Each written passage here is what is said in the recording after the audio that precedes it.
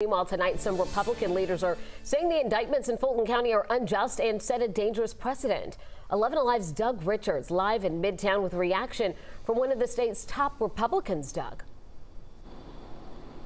Yes, former state senator Josh McKoon was elected chairman of the Georgia Republican Party this summer. He is particularly critical in the indictments of three Georgia Republicans who served on that panel of what McKoon calls alternative electors for the Electoral College, who were impaneled in the event that Donald Trump was able to flip the election away from Joe Biden.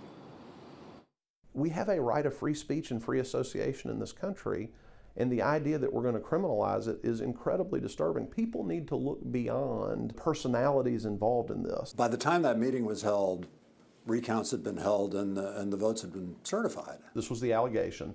Thousands of people were allowed to vote that shouldn't have been, and so they were entitled to have that heard in court.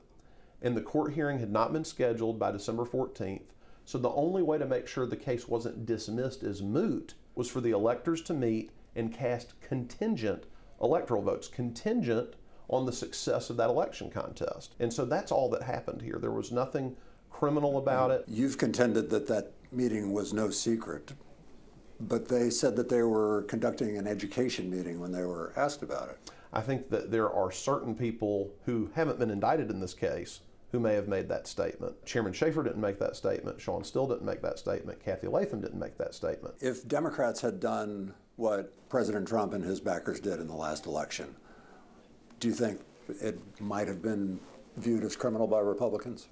No. Maybe there would have been some grumbling if it had been the other way around, like, I can't believe they're doing this. But would someone have literally made a criminal case out of it? Absolutely not. McKoon cautions that it could be Democrats next time challenging an election, and he contends that this indictment would have a chilling effect on legitimate challenges in elections coming up in presidential and non-presidential years. Live in Midtown, Doug Richards, 11 Alive News.